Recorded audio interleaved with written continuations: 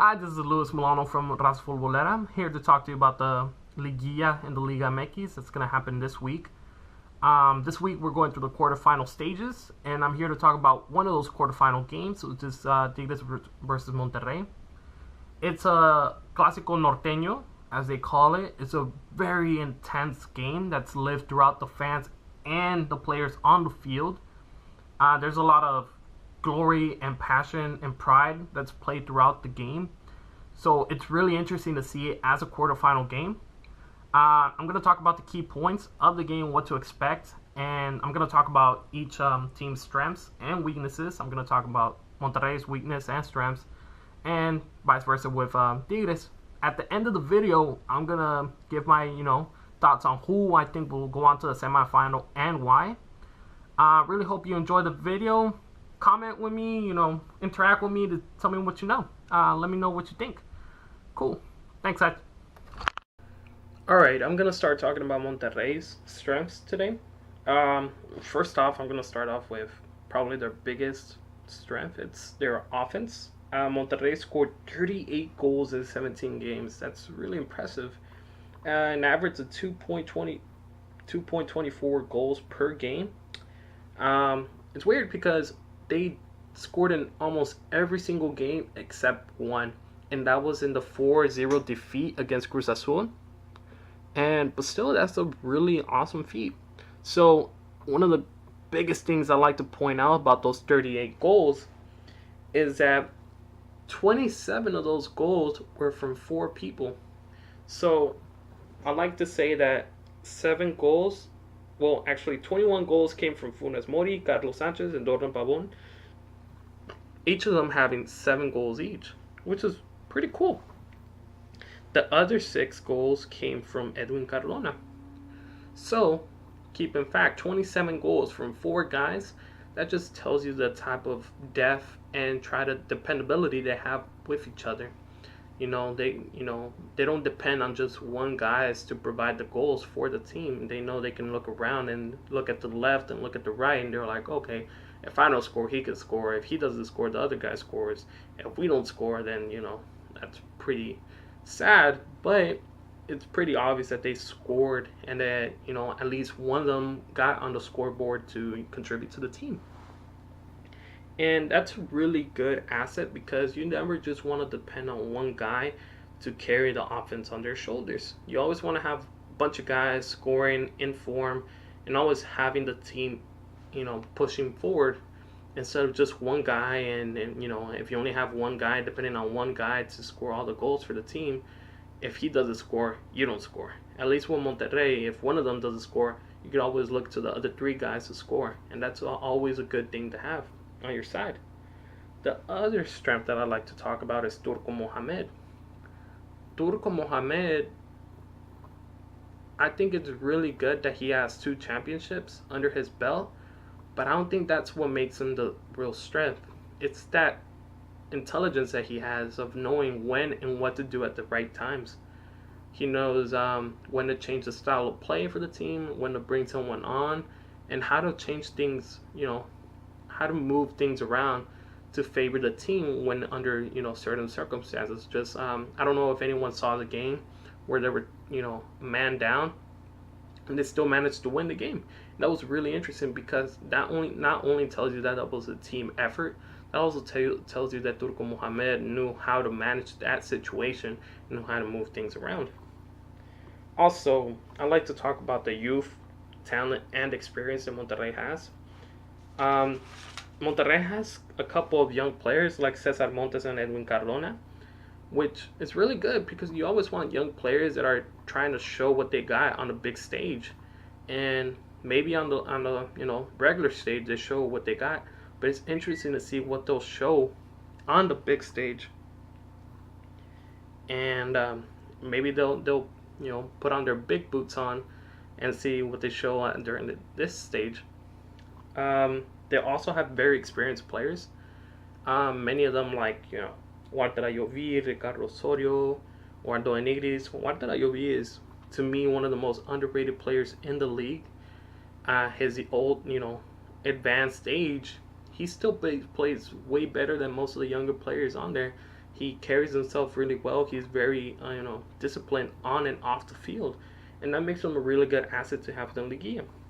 Ricardo Osorio, he's been a while on top flight. He's been on and off at Monterrey. He left for a while and then came back, and it's always good to have at Monterrey experienced players who know what it takes to win these important games.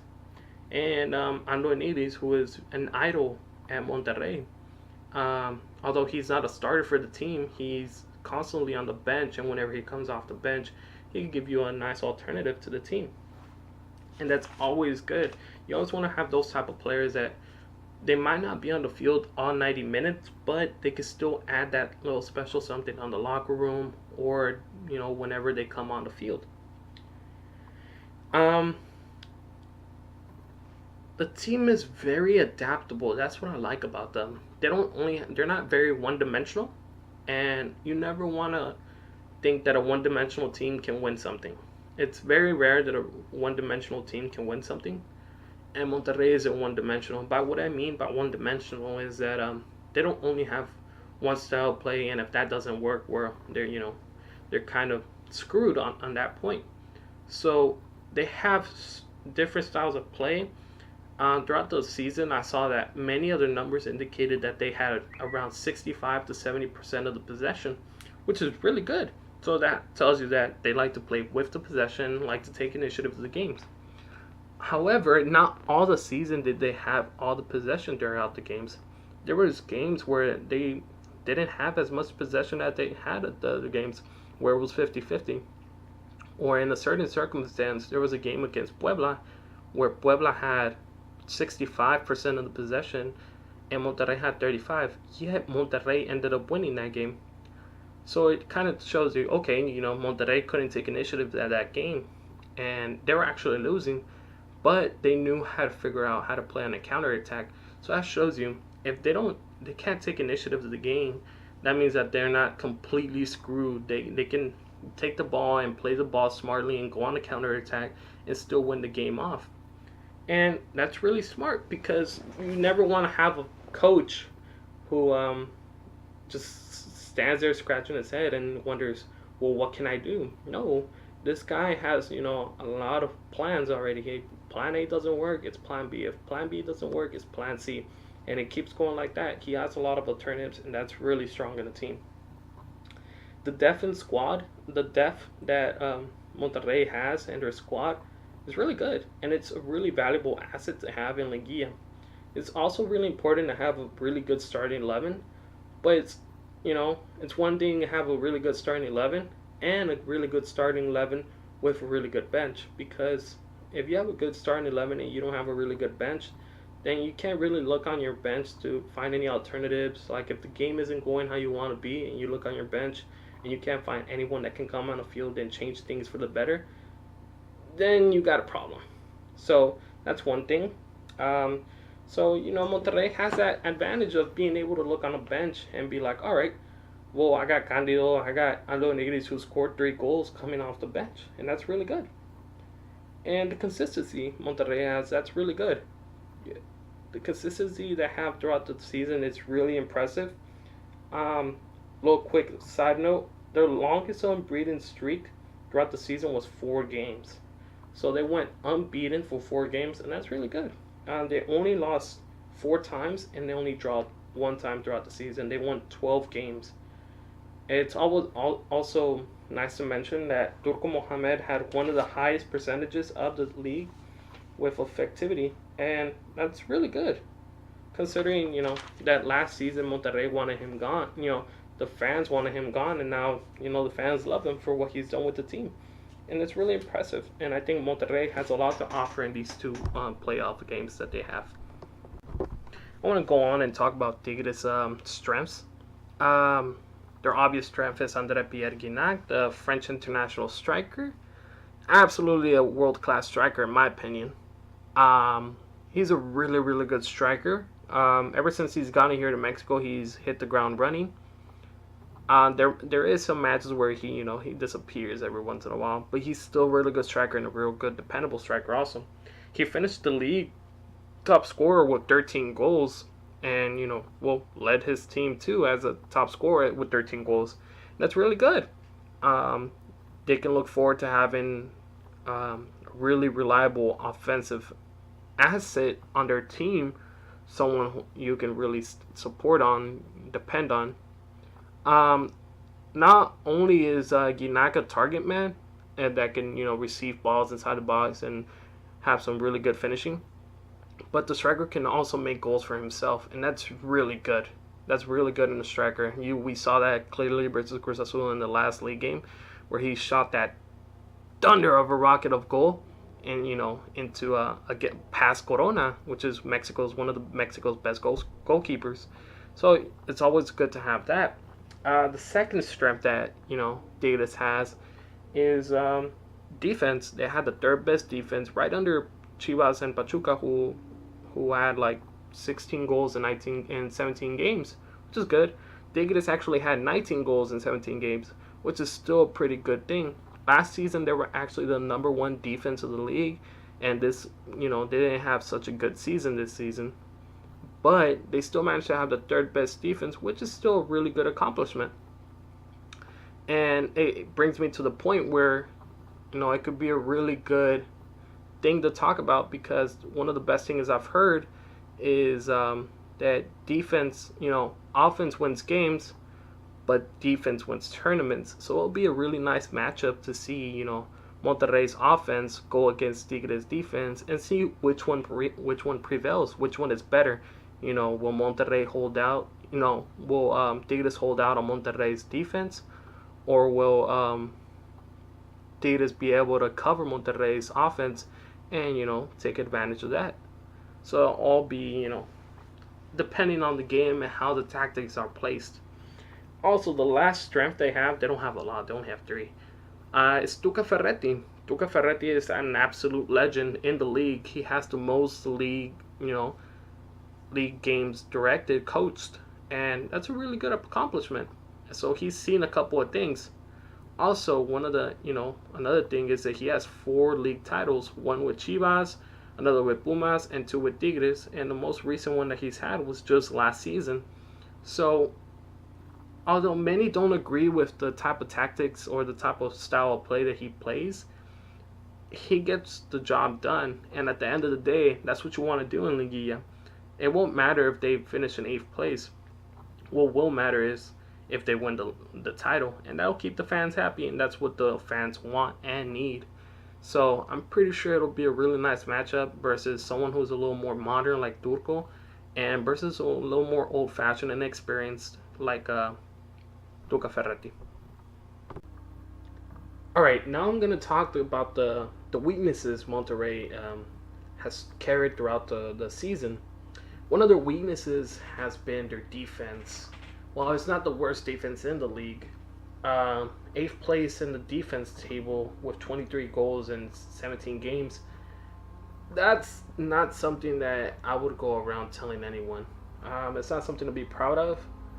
You can see sometimes, if it weren't for the really good defenders that they have, I'm pretty sure that they would have a lot more goals scored against. Last season they struggled with that. They would score a lot of goals, but they wouldn't score enough to overpass the goals they were getting scored on. This season they found the right balance. So while one team has a really good defense like Tigres, Monterrey struggles a little bit with defense. And when I say struggle, it takes me to my next point. They've struggled with speedy teams, or like teams that play on the counterattack. You can see that clearly with teams like Chivas, Pachuca, Cruz Azul. Maybe not Toluca, because even though they lost against Toluca, I would give them the benefit of the doubt that they put a lot of, they rotated the squad a lot and they put a lot of bench players on. But Chivas and Pachuca, Chivas plays with a lot of high pressure, so they try to take the ball away from the back. So that caused a lot of problems with Monterrey. Pachuca, very, very fast team with Edwin Lozano, Pizarro on the wings. Those type of players, very low gravity players that play the ball really quick and very vertical. They cause a lot of problems for Monterrey. And Cruz Azul, while Cruz Azul didn't even make the Liguilla, somehow they managed to score 4 goals against Monterrey, more than than anyone else scored on Monterrey the whole season, and they managed to keep Monterrey shut down with a 0. So it's those little small things that Davis is sure to keep an eye on and see. Okay, this is the passage to score on Monterrey. While their style of play is very effective and very nice, it's not a big weakness. But sometimes they catch Monterrey's backline a little too high up the pitch. Since they like to gain possession a lot, they like to push up a lot. So again, goes back to the whole speed and counterattack thing. Since they leave a lot of space in the back, it leaves a lot of space to be exploited by fast and dynamic players like they were, like Edwin Lozano or Chivas, who had Cisneros or had Brizuela, causing trouble for them. And finally, which I think is one of the biggest weaknesses that Monterrey has, is their fair play ranking. While not a lot of people have, mentioned this, there's a fair play ranking and it goes by points. And the higher points you have, the ranking you higher. The thing is, you don't really want to be first place in that ranking. First place in that ranking is Cruz Azul because they have 42 yellow cards and 8 red cards in 17 games, followed by America, who had 39 yellow cards and 7 red cards. And, well, Monterrey's in 4th place with 43 yellow cards, more than first place, yet they only had 5 red cards, but that's still a problem. That shows that maybe they're not playing as clean or as cautious as they should be. And with a game as intense as a, Clásico Regio, it might become a problem with the yellow cards and the red cards and accumulation and losing players for the next stages or losing players throughout the game. That might become a real problem for Monterrey. It'll be interesting to see how that goes. Now, I go on to my next subject, Tigres. Tigres' weakness. While they don't have a lot of strengths, Tigres does have a lot of weaknesses. While I did say André Pierre Guignac is their strength, André Pierre Guignac is also part of their weakness. It's their offense. It's how they're so dependable on André Pierre. And Tigres didn't do too good throughout the season. They sometimes, if Guignac didn't score, the whole team didn't score. And while there was a lot of bunch of other players that scored. There was Sobis, there was Damian Alvarez, there was Celarayan. The other players that scored, 1 or 2 games throughout the season. But Tigres only scored 29 goals, and Guignac by himself scored 13. So that leaves 16 to the rest of the players in the squad, which doesn't leave a lot of room for the other players. And I think that's a problem because if Monterrey can manage to cover up Tigres' player Guignac, and mark him really well and shut him out the rest of the game, I don't see Tigres having any alternatives. The strikers that they brought on board this season, like Fernandez or Mancia, they haven't really made the impact that they should when they enter the game. So that'll be a problem. So I'm pretty sure Tigres will try to find a way for Guignac not to get marked, but if he is and he's marked really well by like players like Iramier or Cesar Montes, it will become a really big problem for Tigres. Also, Tuca Ferretti. While I did say Tuca Ferretti was a strength, he's an enemy of his own stuff. His tactics are noxious, and this season, weirdly, he was not one of the most effective coaches. He was around mid-table with only, 48% percentage of effectivity, which isn't really that good. I don't think, for a player of his, stature, a coach of his stature, 47% effectivity isn't that good. I'm correcting from the 48 to the 47. Also, apart from the effectivity, because Antonio Mohamed had 73% effectivity versus Ricardo Ferretti's 47. Tuca Ferretti's tactics can be a little bit bland and one-dimensional, opposed to Monterrey's. Once Tuca Ferretti gets his tactics going on, they can be effective and simple. Yet if they don't work, it's hard for Tuca Ferretti to really be creative and find other ways to score or to play the game or to win the game. And that for that, Tuca Ferretti is a strength and a weakness at the same time. Another problem for Tigres, another weakness is their form. And it's just simple. They only have 3 wins in their past 10 league games. For anyone in Liga to only have 3 wins in the past 10 league games, that is worrisome. And that just shows how a little bit mediocre the league can be sometimes.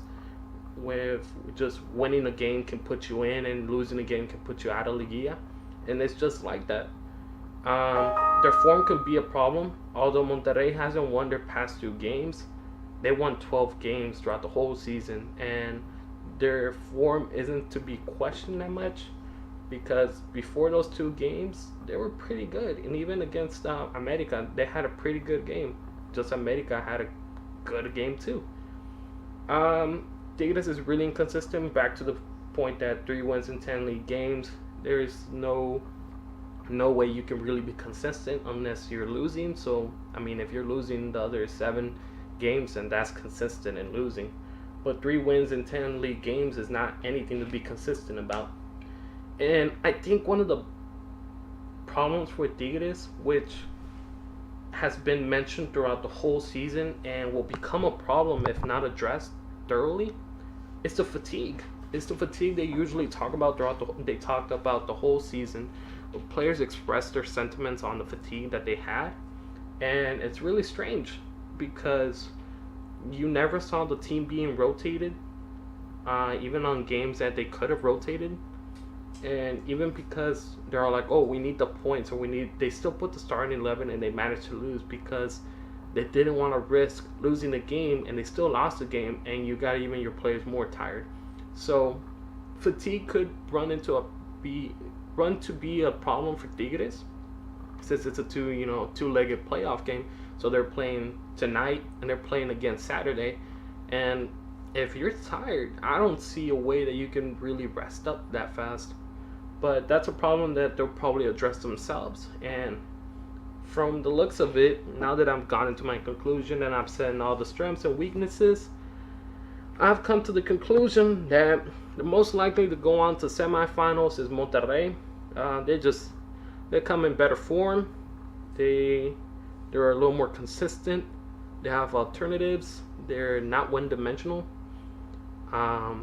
Their coaches, while I might not say more experienced than Tuca Ferretti, but a little more less naive and arrogant in the way that they change their tactics. I'm pretty sure Antonio Mohamed, he'll see that the game is not going the way that he planned. He won't hesitate to change his tactics because of his pride. I'm pretty sure Monterrey will go through. We'll see tonight, and we'll see Saturday how that goes on. I hope you enjoyed this video. Check up. I'm about to post the America versus Chivas one. That's going to be a different type of video. Same analysis, different type of video without the PowerPoint slideshow type of thingy. Just trying out things today. Alright, hope y'all like, comment, or talk to me, or tell me what y'all think. Thanks.